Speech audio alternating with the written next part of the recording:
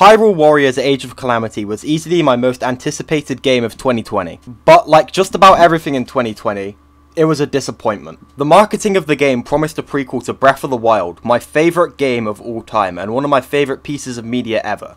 This game means so much to me. I love the gameplay, I love the story, it's all wonderful. So hearing that it was getting a Warriors style prequel, I was over the moon. Unfortunately for me, the game was not a prequel, and outside of that, it wasn't even good on its own. I'm here to dissect exactly why this game is a complete failure.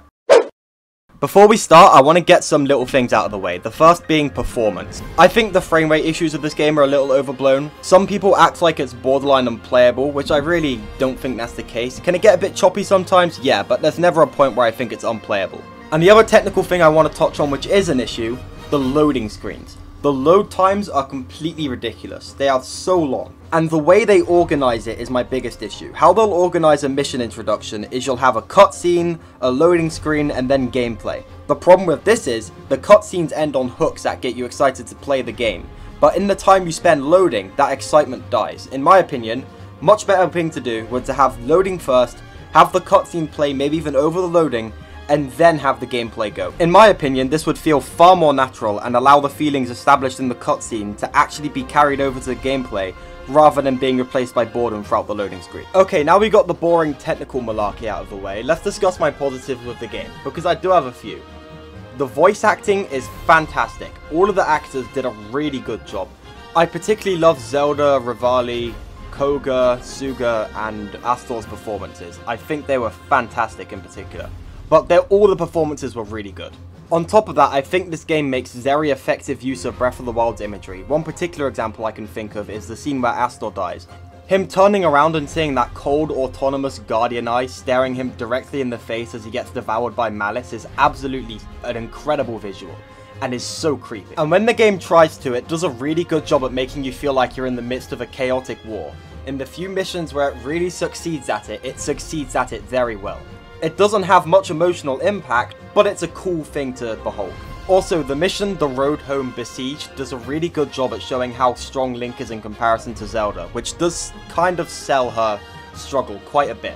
It makes it very easy to see why she feels the way she does and make you want her to get stronger. And the music in this game is just absolutely sublime. Pretty much every track is a banger. Really great stuff there. Unfortunately, that's pretty much all the positives I have with this game. Let's get into the story. The closest thing to an objective measure of quality when it comes to art is plot holes. And as I think you can guess, Age of Calamity has a lot of plot holes, weird moments, and just questionable elements in the story in general, which just absolutely reek of this story being carelessly thrown together with no regard for the source material. Let's take the game's opening cutscene for example, where Terako is seen going back in time in an attempt to stop the Great Calamity. So just so we're on the same page here, Terako travels back in time to just before the Calamity happens. I don't know how long, I'm not going to make an estimate, but just before the Calamity happens, right? So why does the painting of what happened 10,000 years ago change? Did the people making this game not realize that this picture represents an event that happened over 9,000 years before the Great Calamity? Did they just forget about the most iconic cutscene in Breath of the Wild, the game they're riffing off of? This would be the real life equivalent of someone stopping World War II and then the Mona Lisa changes. None of this makes any sense. We'll need some adjustments on that divine beast so Daruk can manage it as easily as possible. He's figured out how to get it to move. However, it's apparent that we still have much more to learn. Age of Calamity just said screw that. Daruk is perfectly able to use every single Divine Beast ability with absolute perfection on his first go. They even went as far as to bait this story arc being a thing in the trailer. Well, it's just Varudania is in a difficult spot right now. So one would think going into the game that this plot thread will be addressed and not just completely ignored. But nope, you should hear the rest of the sentence. It's just Varudania is in a difficult spot right now. The Divine Beast was found pretty high up on Death Mountain. Nope, that line was just referring to the fact that Varudania was on the top of the mountain. Once Daruk is on it, he can control it with complete mastery. What's that? Yeah, his shoes? No, he didn't. None of this makes any sense. You are the knight to Princess Zelda. Why is Link shocked by this? Why does the fact that he's the knight shock him? Did he forget when he pulled the sword? Did he forget when Impa said that they have the knight? What's up with this? Did you preemptively lose your memories? None of this makes any sense. We could really go on for a while here, but for the sake of time, I'm just gonna not. Let's move on to the story itself. Okay, so with the plot holes and questionable writing out of the way, let's cover the story itself. I hate this game's story. I try and be positive on this channel, but I can't sugarcoat it. I just hate this game's story so much. If you like it, that's awesome. I'm really glad you do, but I can't stand it. I'm sorry. Let's discuss characters. Most of the characters were either worse than they were in Breath of the Wild or completely flanderized. Take Revali for example. Revali in Breath of the Wild was fantastic. He had a really good arc. I loved him. In Age of Calamity, it's like they took just the most simplistic aspects of him they could and rolled with it. And he just feels so underdeveloped because of that. For example, in Breath of the Wild, the only reason he ever hated Link was because he was going to be the one to take down Ganon rather than him. Yet despite these truths, it seems that I've been tapped to merely assist you. All because you happen to have that little darkness-sealing sword on your back. I mean, it's just asinine. Whereas in Age of Calamity, before he even knows what this guy is doing here, what his relation to Ganon is, and how he relates to the champion's plan at all, he just instantly decides he hates him. Why? Because Revali's only character trait is being cocky and hating Link. Come on. He definitely doesn't have pretty bad self-worth issues that this game just doesn't address on at all, despite one of its selling points being that we'd learn more about the champions. What's nuts to me is that the champions feel more like actual well fleshed out characters in Breath of the Wild, where they show up for next to no time at all, than they do in Age of Calamity, the game that set out to flesh them out. Now this isn't as bad with the other champions, but it can be seen in them as well, like say Daruk, who as mentioned before, had the whole struggling to control Rudania thing completely axed for no reason. I don't know what I dislike more, the flanderization of the champions or Terrako. I don't like Terrako at all. I really don't like how their approach to time travel in the story. I don't like the approach to time travel at all. I think it's a really crap play it safe direction. But even then, I hate how the approach to it was, okay, so Zelda as a kid single-handedly made a better thing than every single Sheikah researcher ever, literal time travel, and it then sat in the back of King Ram's room for so many years, and then went back in time and then saved the day. Knowing that Terrako can just bring out anything it wants at any point just completely destroys the stakes of this game. And I want to particularly compare this to the absolute faux drama that is Zelda's powers in this game. In Breath of the Wild's memories, the drama of Zelda's powers was ever present and always there, and you could see there was a legitimate base for it. Either she gets her powers and saves Hyrule, or she doesn't and everyone dies. This causes her relationship with her father to go completely down the toilet, leading to her to at first taking it out on characters like Link. And stop following me! This drama is somewhat there in Age of Calamity, but just like most everything else in this game, it's a worse version of the story told in Breath. The drama of the story is completely gone when again, you realise that Terrako at any moment could have just went forward in time, got Zelda when she's all powered up, brought her back and had that Zelda deal with Ganon. The game makes an attempt to rectify this by having Zelda cry into the Guardian, which causes it to unleash the champions, but I mean that's stupid. That's just completely stupid. What separates Terrako bringing out champions from the other timeline to Terrako going to the other timeline at the start? What separates these two? And it's not a matter of he needs the tears to bring other people with him or something, because when he time travels, he just creates a portal right in front of him. Also, this argument wouldn't work because Ganon stows away with Terrako in this cutscene. On top of all this already, going off of this line of dialogue from Sidon, you'd be pretty safe to assume that allowing Sidon to time travel worked in a relatively similar way to how Terrako did it, through opening a portal in front of him. When it happened, I could faintly hear a voice calling to me. As I searched for who it was, I suddenly saw my dear sister under attack. I mean, I don't know what else they were trying to tell us here outside of portal opens up in front of Sidon, he hears Mipha, he goes through it. So how does these two differ? And even then, when Zelda does cry into Terrako, this is before she unlocks her powers. What's stopping Terrako from at this point just bringing overpowered Zelda in from the future? On top of that, these triumphant moments of the champions being saved by their descendants are almost immediately undercut because pretty much after every single one of their badass entrance type scenes, they just sit there and cower in fear. Please, don't! You've come at last. It's very hard to both have a scene where you're like, oh my god, it's the champion descendant, he's so cool, and then also have all the champion descendants except one just sit there and cower in fear and wait for Link. It kind of just goes against the point of having a badass shows up at the last second to save the day moment where they don't actually really do anything to save the day. I think that complaint is a bit more of a nitpick than anything though. Let's talk Link and Zelda. I really liked what they had in Breath of the Wild, how Zelda went from slowly resenting Link for his success to coming to appreciate that, and realize that, like herself, he's a human being with his own insecurities and problems. I think that was a really endearing story, and they did it really well. In Age of Calamity, they just speedrun all this development, and they're immediately friends. And when you ignore the lazy, play-it-safe time travel story, that's my main issue with Age of Calamity. Whenever it has a chance to develop a character in a meaningful way, it just opts to do Breath of the Wild but worse. I want to now talk about a point in the story that I particularly don't like, being the scene where Zelda and the King reunite in the Temple of Time. The amount of contempt I have for this scene is very hard to quantify, but I will try to do so. This scene is completely unsatisfying and completely misunderstands the point of every single Zelda and Roam scene since Breath of the Wild launched in 2017. You have this all things considered beautiful scene where Roam finally takes accountability for being a lackluster father for so many years, and then Zelda just says he did nothing wrong to her at all. What made Breath of the Wild's story with Roam so impactful is he realised that he was a horrible parent to Zelda, and then could never apologise for it.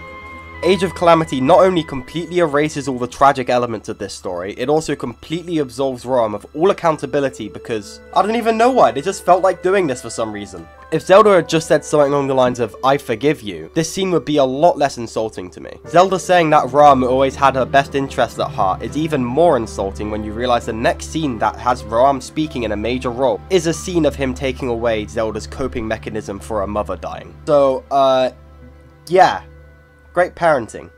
Not only does even having Roam be able to apologise to Zelda completely misunderstand the appeal of that story from Breath of the Wild, having Zelda just say, "No, you're good, you didn't do anything wrong," completely tanks the story as a whole. What a great love letter to Breath of the Wild, huh, IGN? No, IGN, surface level references don't make for a love letter. A botched rune system doesn't make for a love letter either. The purpose of runes as a gameplay mechanic from their very inception in Breath of the Wild was to encourage experimentation and thinking outside of the box. Age of Calamity attempts to carry on this idea, but completely falls flat on its face in attempting to do so. The main reason for this is rune counters. Basically, every now and then an enemy will signal an attack with a rune symbol in front of them to say, if you do this, you can dodge the attack and counter-attack it. Unfortunately, this system falls flat on its face for different reasons. One, it discourages experimentation. What's the point in having these runes that have completely different uses for every character? For example, Zelda creates a bomb guardian when she uses bombs and Link just throws them. And this raises the question, why create all of these incredibly unique movesets for the same runes that are almost only practical outside of not doing counters? Because when you're doing counters, all you need to do is one of that rune and you've done it, which can be done through the most simple moveset. Why go through all that trouble to have loads of different rune related movesets which are designed to experiment if whenever somebody experiments you just punish them by immediately then throwing a rune counter on them and giving them little to no way to counterattack? To me, that comes across as just a complete waste of the developer's time in programming all of these unique abilities in. It comes across as a complete waste of the audience's time by encouraging them to engage and experiment with the runes if you're just going to be punished for doing so anyway, which raises a question. What's the point of putting all this in? And on top of that, if you decide, okay fine, I'll just do as the game tells me and not experiment, you still get punished anyway. Look at this clip where I successfully do a rune counter, and while my rune is doing a cooldown because of that, another counter immediately comes on, with the game having known that there's no way for me to possibly be able to counter this. So just to recap, they added runes and designed them so people would experiment with them and see what they can do with different characters. They then added a feature which discourages you and punishes you for experimenting, and then also made the feature in question incredibly inconsistent and have it downright punish you for succeeding. In my opinion, this is very incompetent from a game design perspective, and just makes the game less fun to play. The basic hack and slash elements of Age of Calamity are honestly really fun and feel good to use. The problem is, everything surrounding it is so bad, it completely brings it down for me. One of my main issues is the rune system, which we've already discussed, so I'll leave it there. One of my other issues is padding. Some of the missions in this game can go on for upwards of 35 minutes, which is just too long. This gameplay cannot sustain itself for that long, and it pads itself out mostly by the use of mini-bosses such as Hinoxes, stone taluses, etc, etc, moblins, that kind of thing. The mission I found particularly egregious with this was All Hyrule United. So you storm Hyrule Castle and you have to fight 3 mini-bosses at these checkpoints, which take ages to do because the mini-bosses, Hinoxes, etc, are just giant bullet sponges that you just sit there and hit repeatedly, just waiting for them to die so you can move on with the level. After that, a Blood Moon cutscene happens, which genuinely is a really good cutscene and gets you hyped up to continue. Then they all respawn. Fair enough. Then you beat up all the Blood Moon spawned enemies, and then they just do that whole thing again. The Blood Moon happens again, all those enemies are back for a third time. This is just blatantly padding out the game. And this happens pretty frequently, and they throw as many of these guys here as possible because they take ages to kill, and that can increase the hour count. Speaking of boring big enemies, let's talk about the Blight. In Breath of the Wild, these guys were very scarcely used, and when they were, it had emotional impact and made the gameplay more intense because you know the context of their backstories, and they generally put up a pretty decent fight. Also, again, they're very scarcely used, each of them only show up once, so this really helps. Whereas, in Age of Calamity, the Blights get used constantly. In one mission, they escape and show up about 3 times. They are so overused that they just feel absolutely trivial, and again, they barely have an AI like the other enemies, so they just feel like giant filler bullet sponges that you just rapidly hit and wait to die. Context that made them emotionally interesting doesn't exist anymore. Scarcity that made them fun to fight doesn't exist anymore. Unique AIs doesn't exist anymore. Pretty much every single big enemy with its own health bar in this game is a bullet sponge, and that's about it. Speaking of big overused things, the Divine Beasts in this game are bad. They are just not fun to use. I think one of Age of Calamity's greatest achievements is managing to make piloting the Divine Beasts feel boring. These things in Age of Calamity don't feel good to use. You have these giant Magitech machines of destruction and you manage to make them feel boring. These things are slow, clunky, break the pacing, make me dread continuing missions. Pretty much everything you don't want out of a game mission, the Divine Beast missions do. Also, the map designs are just such a contrived pain to navigate. What you'll find is that in most battles, you'll try and go to the general destination you're meant to go, wandering around aimlessly, wondering, why isn't anything triggering? Where am I meant to be? Because you either can't find some incredibly hard to notice small side path, or the map on screen is so tiny that the destination marker is blocking up the path you need to go. And while this can be fixed by opening up an expanded map on the bottom or going into the pause map, why not just make one good map? What I find most of the time is rather than bothering to go places, I'll just set an AI character to go there and just do all the travelling for me. So navigating the maps is a waste of time and a pain in the ass, and is completely trivialized anyway by the fact that you can just set an AI character to walk there for you and switch to them. Navigating the maps in this game is a joke. In conclusion, Age of Calamity, minus a few good things, is through and through a complete failure of a game and a storytelling effort. It has very little going for it that other games haven't done better.